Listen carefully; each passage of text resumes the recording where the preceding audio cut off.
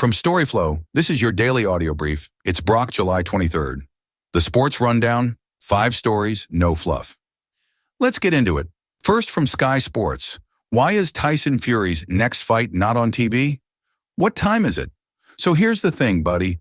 Tyson Fury's got a fight coming up against Mariusz Wach in Thailand on Friday, but you won't be able to catch it on TV. That's right. This one's not being broadcast, which is a bummer for fans who want to see how Fury looks before he takes on Anthony Joshua in November. I get it. Fury's been pretty quiet lately, and this fight's a chance for him to get some momentum going before that big showdown with Joshua. It's worth noting that Fury's been pretty tight-lipped about his training and condition, so this fight's a chance for fans to get a glimpse of what he's been up to. Problem is, you'll have to rely on reports and updates from the fight to get a sense of how Fury's doing. Not ideal if you ask me. I'm guessing the reason it's not on TV is because Fury's team wants to keep a low profile ahead of the Joshua fight. Makes sense, right? They don't want to give Joshua's team any intel or an edge going into the big fight. So you'll just have to wait and see how Fury does against Wach, and then we'll get a better sense of what to expect from that Joshua fight. The fight's set for Friday, so we'll see how it goes down. I'm curious to see how Fury performs, and I'm sure you are too, buddy. Next.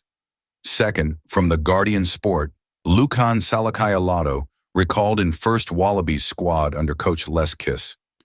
Reds lock returns after being named in Super Rugby Pacific Team of Year. Isaac Henry earns first Australia call-up for 2-test series against Japan.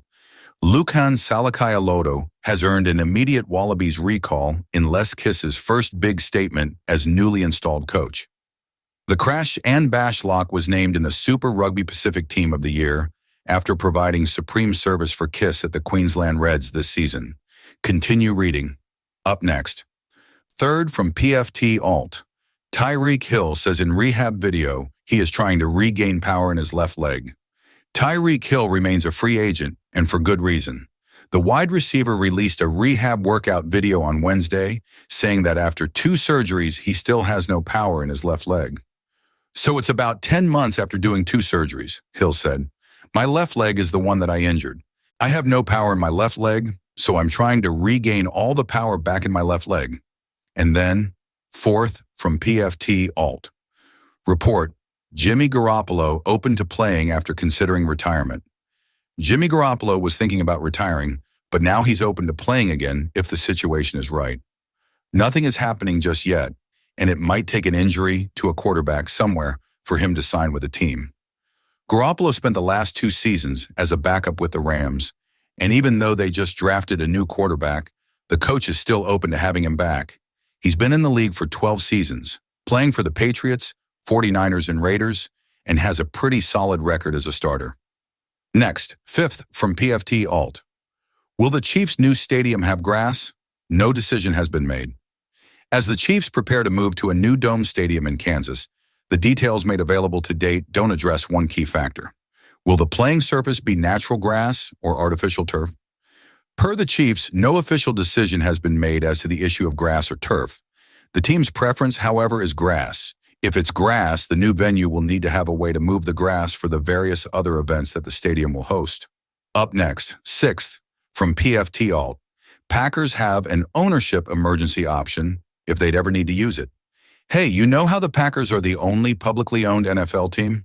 Well, their president and CEO, Ed Policy, recently mentioned that the current financial realities of NFL ownership make it tough for them to compete. He's worried they might fall behind if expenses keep accelerating. The Packers are stuck because their shares can't be sold, so no one can buy controlling interest. But surprisingly, there's a solution hidden in their articles of incorporation. If the team dissolves, the assets would go to the Green Bay Packers Foundation for charity. Leadership would have to choose to dissolve, but it's an option they could use as a last resort. If the team does dissolve, the shareholders would be left with worthless stock certificates. But the league wouldn't be opposed to this change, as it would introduce another billionaire owner. The expansion fee would be split among the owners, and the team's books would be sealed, keeping the league's revenue a secret. It's not a decision they'd take lightly, but if the current structure is holding them back, it's an option to consider. They'd need to secure a commitment to keep the team in Green Bay, but someone with deep pockets would likely take over and modernize the ownership structure. And then, seventh, from awful announcing. Mike Greenberg praises Mike Golick's return to ESPN Radio. I think it's terrific. Mike Golick is making his triumphant return to ESPN Radio next month. Him and his son, Mike Golick Jr., will host a new morning show called The Golicks from 10 a.m. to noon ET. It's familiar territory for Golick, who became a titan of sports radio during an 18-year stint partnering with Mike Greenberg on Mike and Mike every weekday morning. But after nearly 2 decades together, Mike and Mike ended with a bit of acrimony. ESPN management pulled Greenberg off radio to launch a morning show that would eventually become Get Up, a move that blindsided Golick, he told Awful Announcing at the time. That's the rundown. Back at it tomorrow. If this saved you time, the full feed is free at storyflo.com.